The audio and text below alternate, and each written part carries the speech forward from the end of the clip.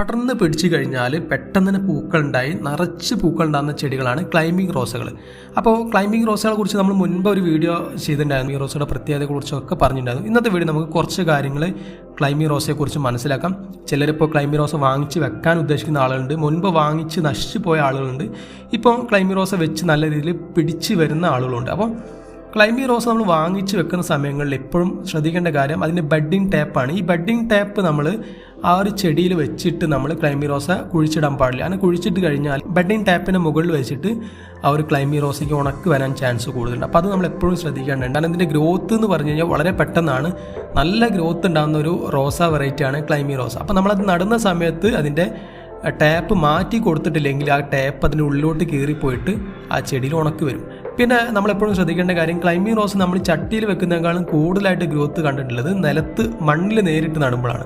അപ്പം മണ്ണിൽ നേരിട്ട് നടുമെന്ന് പറഞ്ഞാൽ നേരെ മണ്ണിലൊരു കുഴി കുത്തിയ ശേഷം അതിൽ കുഴിച്ചിടാതെ 50 സെൻറ്റിമീറ്റർ നീളവും 50 സെൻറ്റിമീറ്റർ വീതിയുള്ളൊരു സമചതുരം കുഴി എടുത്ത ശേഷം ഈ കുഴിയിലെ മണ്ണിൽ നമ്മൾ കുറച്ച് ചാണകപ്പൊടിയും കുറച്ച് എല്ലുപൊടിയും അതേപോലെ തന്നെ ഒരു 25% കോക്കോപീറ്റ് കൂടി മിക്സ് ചെയ്ത ശേഷം ഈ മണ്ണിട്ട് ഈ കുഴി മൂടുക. ഈ കുഴി മൂടിയ ശേഷം ഇതിൽ ചെറിയൊരു കുഞ്ഞു കുഴി ഉണ്ടാക്കിയ ശേഷം അതിൽ വേണം നമ്മൾ ഈ ക്ലൈംബിംഗ് റോസകൾ വെക്കാൻ. ആർച്ച് പോലെ ഉണ്ടാക്കാൻ വേണ്ടി നമുക്ക് ഇങ്ങനെ ചെയ്യാം. അതല്ലെങ്കിൽ അതിനോട് ചാരിയിട്ട് നമുക്ക് ഈ ഒരു സംഭവം ചെയ്തെടുക്കും. ഇത് ഈ ക്ലൈംബിംഗ് റോസയ്ക്ക് മാത്രമല്ല കേട്ടോ, നമ്മൾ ഈ ക്ലൈംബറായിട്ട് നടന്ന എന്ത് ചെടിക്ക് നമുക്ക് ഇങ്ങനെ ചെയ്ത് കൊടുക്കാം. നേരിട്ട് മണ്ണ് നടാൻ ഉദ്ദേശിക്കുന്ന എല്ലാ ചെടികൾക്കും ഇതേപോലെ 50 സെൻറ്റിമീറ്റർ സമചതുര കുഴി ഉണ്ടാക്കിയിട്ട് വെച്ച് കഴിഞ്ഞാൽ പെട്ടെന്ന് ഗ്രോത്ത് ഉണ്ടാവുകയും ചെയ്യും. നല്ല ഗ്രോത്ത് ആയിരിക്കും കിട്ടുക. അതിനുശേഷം നമ്മൾ നനച്ച് കൊടുക്കേണ്ടതാണ്. തടം കെട്ടിയിട്ട് നനച്ച് കൊടുക്കുന്ന പരിപാടി ചിലർ ചെയ്യാറുണ്ട് ക്ലൈംബിംഗ് റോസയ്ക്ക്. അങ്ങനെ നമ്മൾ ചെയ്ത് കൊടുക്കാൻ പാടില്ല. അങ്ങനെ ചെയ്ത് കൊടുത്തു കഴിഞ്ഞാൽ വെള്ളം ഓവറായിട്ട് ചെടി ചീഞ്ഞു പോകും. അപ്പോൾ ആ ഒരു കാര്യം ആദ്യ സമയങ്ങളിലൊക്കെ ഒന്ന് ശ്രദ്ധിക്കേണ്ടതുണ്ട്. പിന്നെ അതേപോലെ വെച്ച് കഴിഞ്ഞാൽ ഒരു ചെറിയൊരു ഷെയ്ഡൊക്കെ കൊടുത്തു കഴിഞ്ഞാൽ അതിൻ്റെ ആ ഷോക്കിൽ നിന്ന് മാറിയിട്ട് സ്ട്രെസ്സൊക്കെ മാറിയിട്ട് ചെടിക്ക് നല്ല രീതിയിൽ വളരാൻ പറ്റും. അപ്പോൾ ചെടി ഗ്രോത്ത് ഉണ്ടായി വരുന്ന സമയത്ത് തന്നെ ചെടിയിൽ പൂക്കളെ കാണാൻ പറ്റും. ഇഷ്ടംപോലെ പൂക്കൾ ചെടിയിൽ ഇങ്ങനെ വിരിഞ്ഞ് വരുന്ന നമുക്ക് കാണാൻ പറ്റും. ഈ സമയങ്ങളിൽ ചെടിയിലെ പൂക്കൾ നമ്മൾ നുള്ളിക്കൊടുത്തു കഴിഞ്ഞാൽ ചെടി പിന്നീട് ഒരുപാട് പടരാൻ വേണ്ടിയുള്ള ടെൻഡൻസി കാണിക്കും.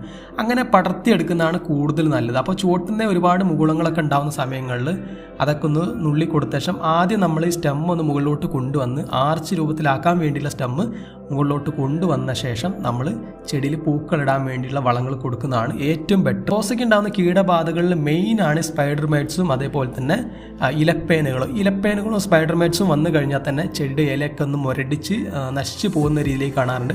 അപ്പോൾ അതിന് നമ്മൾ എപ്പോഴും 15 ദിവസം അല്ലെങ്കിൽ 10 ദിവസം കൂടുമ്പോൾ ഇമിഡാക്ലോപ്രൈഡ് എന്നിട്ട് മരുന്ന് നമ്മൾ ഇടയ്ക്ക് സ്പ്രേ ചെയ്ത് കൊടുക്കേണ്ടതുണ്ട്. മഴക്കാലം വരുന്ന സമയത്ത് ഒരുപാട് ഫംഗസിൻ്റെ പ്രശ്നങ്ങളും കാണാറുണ്ട്. അപ്പോൾ ഫംഗസിൻ്റെ പ്രശ്നം വരാതിരിക്കാൻ വേണ്ടി നമുക്ക് കുറച്ച് സാഫോ അല്ലെങ്കിൽ ബാവിസിനോ ഒക്കെ ഒന്ന് സ്പ്രേ ചെയ്ത് കൊടുത്തു കഴിഞ്ഞാലും നമ്മുടെ ഈ ക്ലൈംബിംഗ് റോസ നല്ല രീതിയിൽ ഇല പൊഴിയാതെ അല്ലെങ്കിൽ ഇലകൾക്ക് മഞ്ഞളിപ്പ് വരാതെ നല്ല പച്ചപ്പോടുകൂടി വളരാൻ ഒരുപാട് സഹായിക്കും. അതേപോലെ തന്നെ നമ്മൾ 1.5 മാസത്തിലൊരിക്കൽ എപ്സം സാൾട്ട് കൂടി ചോട്ടിലിട്ട് കൊടുക്കുകയാണെങ്കിലും നല്ല രീതിയിൽ പൂക്കൾ ഉണ്ടാകാൻ വേണ്ടിയൊക്കെ ഈ ചെടി ഒരുപാട് സഹായിക്കും. അപ്പോൾ ക്ലൈംബിംഗ് റോസ വളർത്തുന്നുണ്ടെങ്കിൽ ഈ ഒരു കാര്യങ്ങൾ കൂടി ഒന്ന് ശ്രദ്ധിച്ച ശേഷം മണ്ണിൽ നടാൻ ശ്രമിക്കുക. മണ്ണ് നടുമ്പോൾ നേരിട്ട് മണ്ണിൽ കുഴി കുത്തി നടാതെ ഒരു പോട്ടി മെച്ച് പോലെ മണ്ണിൽ ഉണ്ടാക്കിയ ശേഷം അതിൽ റോസ വെക്കുന്നതാണ് കൂടുതൽ നല്ലത്. അപ്പോൾ ഇത് ക്ലൈംബിംഗ് റോസ അല്ലെങ്കിൽ മറ്റുള്ള ഏത് റോസയാണെങ്കിലും നിലത്താണ് നിങ്ങൾ റോസ നടാൻ ഉദ്ദേശിക്കുന്നെങ്കിൽ ഈ രീതിയിൽ മണ്ണൊക്കെ ഒരുക്കിയ ശേഷം ഒന്ന് വെച്ച് നോക്കുക. തീർച്ചയായിട്ടും നല്ല ഗ്രോത്തും കിട്ടും.